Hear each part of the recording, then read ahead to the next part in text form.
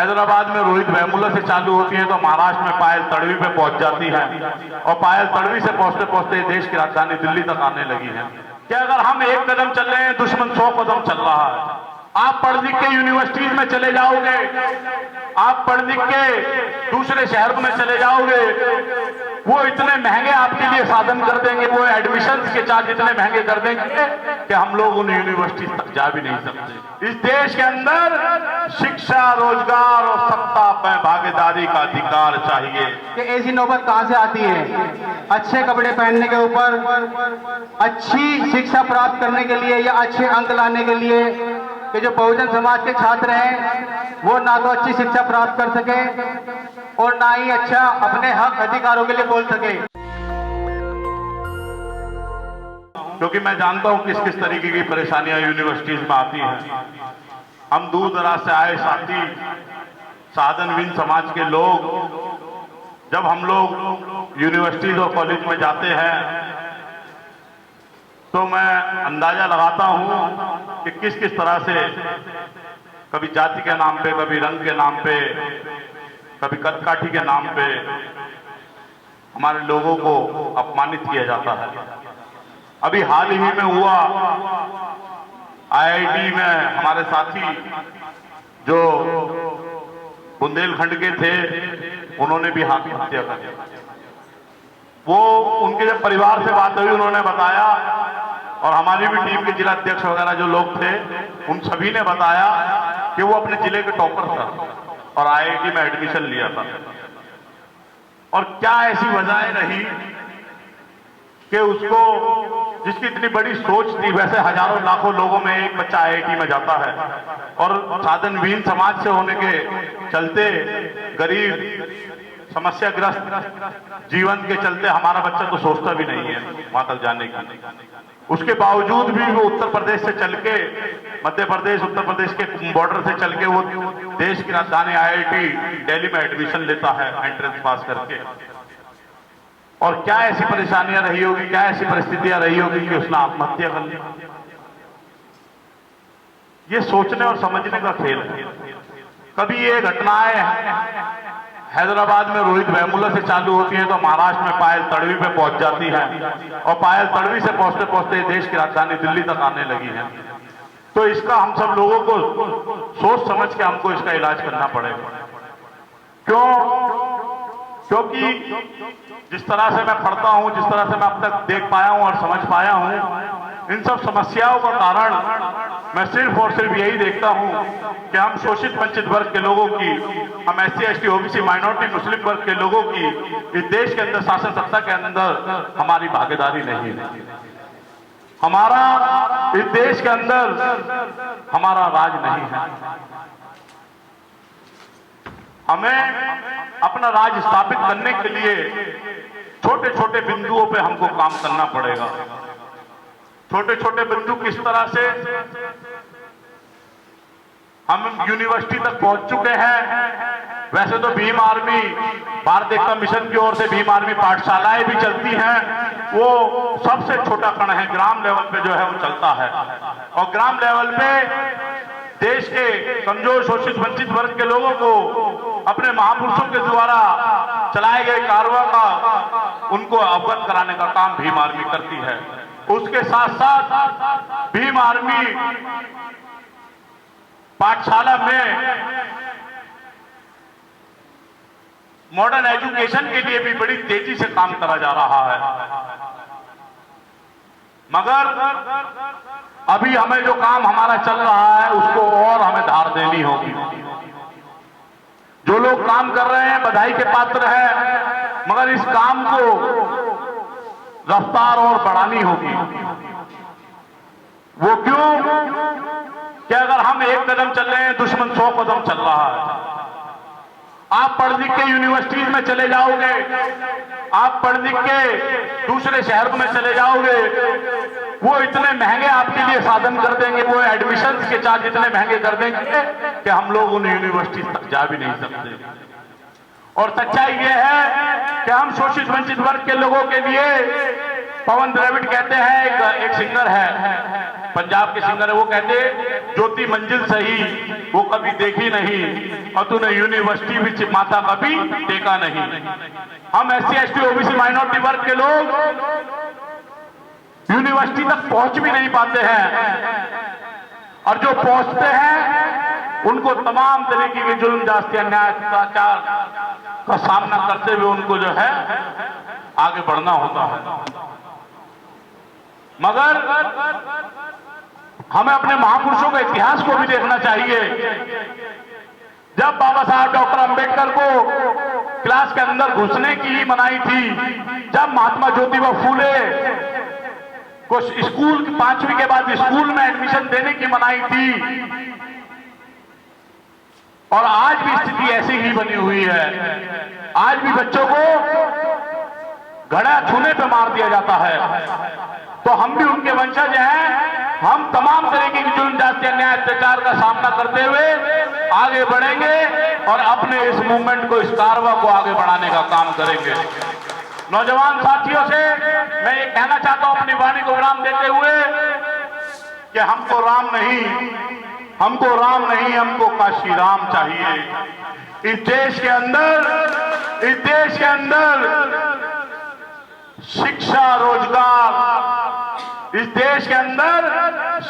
रोजगार और सत्ता में भागीदारी का अधिकार चाहिए। हमको तमाम संस्थानों में हमको मजबूती से खड़े होना है और आगे बढ़ना है। जिस तरीके की मैंने बात बताई है, जुल्म जाति का शिकार सिर्फ और सिर्फ ये हिंदी भाषी क्षेत्र में ही नहीं, आज भी मैं अभी कोच्चि से आया हूं, केरला से आया हूं, वहां पे भी तमाम तरीके की इस तरीके की घटनाएं हैं। वहां बड़े लेवल पे नहीं बताते हैं कि 99% जो है केरला का रेशियो है लिटरेसी में, पढ़े लिखे लोगों में, मगर जातीय मानसिकता आज भी वही बरकरार है। तमाम तरीके की जुल्म, जाति, अन्याय, अत्याचार का शिकार आज भी इस तरीके से लोग होते हैं। मैं फिर केरला से होकर तमिलनाडु में आया, और तमिलनाडु में भी मैंने बात करी लोगों से, तो उन्होंने भी यही बताया कि हाँ बिल्कुल खत्म तो नहीं, मगर थोड़ा आज भी कहीं ना कहीं गांवों में, छोटे छोटे जिलों में, छोटे छोटे टाउनों में ये तमाम तरीके की समस्याएं आज भी बरकरार हैं। मगर हमें घबराना नहीं है। हमारे महापुरुषों ने उस दौर में अकेले रहते हुए संघर्ष किया, आज हमारे साथ भीम आर्मी खड़ी है। आज हमारे साथ दो नेता, चंद्रशेखर साहब जैसे, वीररतन साहब जैसे दो नेता हमारे साथ खड़े हैं, जो हमें ना तो झुकने की इजाजत देते हैं और ना ही हमें बिकने की इजाजत देते हैं। तो ऐसे नेताओं का तहे दिल से धन्यवाद करता हूं। वे इसी तरह से इस मूवमेंट के अग्रदूत बने रहें, इस मूवमेंट को आगे बढ़ाते रहें, इस मूवमेंट बिना झुके, बिना रुके, इसको हम लगातार आगे बढ़ते रहें। हमारे मध्य प्रदेश में हॉस्टलों की पहले की क्या होता था कार्रवाई कि ऑफलाइन होता था फॉर्म, लेकिन अब ऑनलाइन कर दिया। ऑनलाइन MP ट्रांसफर पहले हमारा रजिस्ट्रेशन होगा सभी छात्रों का, तब जाके उनके लिए एडमिशन होगा। और MP ट्रांस पोर्टल पर हमारा रजिस्ट्रेशन कब होगा?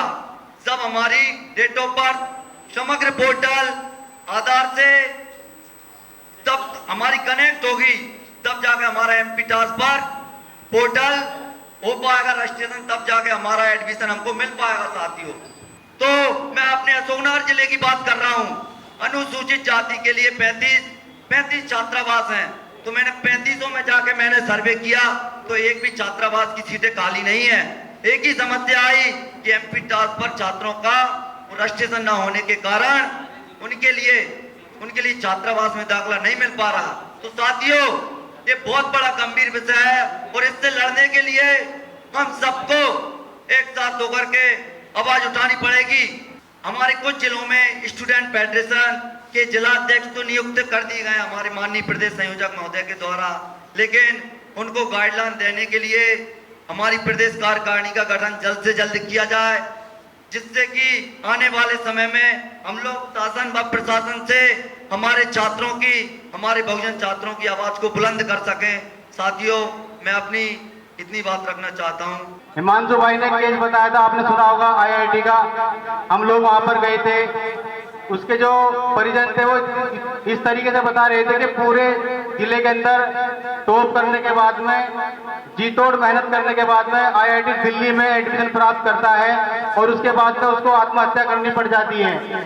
तो ये आज हमें समझने की जरूरत है कि ऐसी नौबत कहां से आती है। अच्छे कपड़े पहनने के ऊपर, अच्छी शिक्षा प्राप्त करने के लिए या अच्छे अंक लाने के लिए कहीं ना कहीं मानसिक रूप से एक समाज जो मात्र बहुत छोटी संख्या में देश के अंदर है, और वो तकरीबन 70% जो देश के अंदर समाज है उसके ऊपर राज कर रहा है। तो कॉलेज के अंदर से जो पॉलिसी बनती है उनको कहीं ना कहीं तोड़ने का कि जो बहुजन समाज के छात्र हैं वो ना तो अच्छी शिक्षा प्राप्त कर सके और ना ही अच्छा अपने हक अधिकारों के लिए बोल सके। तो उसी के लिए जैसे देश में आजाद समाज पार्टी और भीम आर्मी काम कर रही है, ठीक कॉलेजों में भीम आर्मी स्टूडेंट फेडरेशन का उदय किया गया। आज उसका प्रथम राष्ट्रीय अधिवेशन है। मुझे बड़े ही गर्व के साथ कहना पड़ रहा है और मुझे बहुत अच्छा फील भी हो रहा है कि तमाम, भले ही हमारे एक स्टेट से 2 आदमी आए हो हमारे पास दिल्ली के अंदर, लेकिन हर स्टेट से, हर जिले से यहाँ पर कोई ना कोई मौजूद है। ये एक बहुत बड़ी हमारी जीत है, क्योंकि पूरे देश से निकलकर जो दिल्ली तक पहुंचा है कहीं ना कहीं उसके अंदर छात्रों का दर्द है जो यहाँ तक पहुंचे हैं। मैं उनको धन्यवाद बोलना चाहूंगा जो लोग रात को ट्रेनों से, गाड़ी से या लेट सवेरे से भी आए हैं, उनका बहुत बहुत आभार। अब जो खास चीजों पर बात कर लेते हैं साथियों, जैसे कि आपने देखा होगा कि जो स्कॉलरशिप है, जो छात्र दिन रात मेहनत करके, जी तोड़ मेहनत करके, आपने देखा होगा कि जो फेलोशिप सरकार देती है, कहीं ना कहीं उनको खत्म करने का प्रयास पूरा किया जा रहा है। हमारा पहला उद्देश्य यही रहेगा, जो शोषित वंचित समाज के छात्र आते हैं अलग अलग कॉलेजों में, वो सिर्फ उनको रोकने के लिए उनकी पॉलिसी है। हमारा संगठन उन पॉलिसियों के खिलाफ पूरे देश में आवाज बुलंद करेगा, उनके अधिकारों के लिए जी तोड़ मेहनत करेगा। जिस हद तक भी जाना पड़ा वहां तक हम लोग जाएंगे, क्योंकि ये कोई नई बात नहीं है। दिल्ली यूनिवर्सिटी के अंदर हमारा नॉमिनेशन कैंसिल कर दिया जाता है सिर्फ और सिर्फ इसलिए क्योंकि 70% लोग वहां पर बहुजन समाज के लोग हैं। वहां के प्रशासन को मालूम है कि अगर इनका नॉमिनेशन कैंसिल नहीं किया गया तो पूरा देश का भीम आर्मी और आजाद समाज पार्टी के लोग यहाँ पर प्रचार प्रसार के लिए आएंगे, जो उन लोगों को मंजूर नहीं है। क्योंकि जब प्रसार होगा, प्रचार होगा, तो जाहिर सी बात है जो 70% लोग हैं उनमें से 5% लोग तो जाग जाएंगे, और अगर वो 5% लोग जाग गए तो उनका जीना आराम कर देंगे वे लोग। तो ठीक उसी तरीके से उन लोगों ने हमारा नॉमिनेशन कैंसिल किया, और उस नॉमिनेशन कैंसिल होने की वजह से हमें एक सबक मिला कि आने वाले वक्त में दिल्ली यूनिवर्सिटी नहीं, देश के तमाम उन कॉलेजों में हम अपने छात्र संगठन को लड़ाएंगे जहां पर चुनाव होते हैं, और जहां पर चुनाव नहीं होते और हमारा संगठन वहां पर है, हम उनसे ये कहना चाहते हैं कि आप लोग छात्रों के, छात्र यूनियन के लिए वहां पर आवाज को बुलंद कर दीजिए, क्योंकि अब ये संगठन खामोश बैठने वाला नहीं है। जिस तरीके से पार्टी और संगठन काम कर रहे हैं, ठीक उसी तरीके से माननीय राष्ट्रीय अध्यक्ष जी के क्षेत्र में, छत्र छाया में ये संगठन जी तोड़ मेहनत करेगा।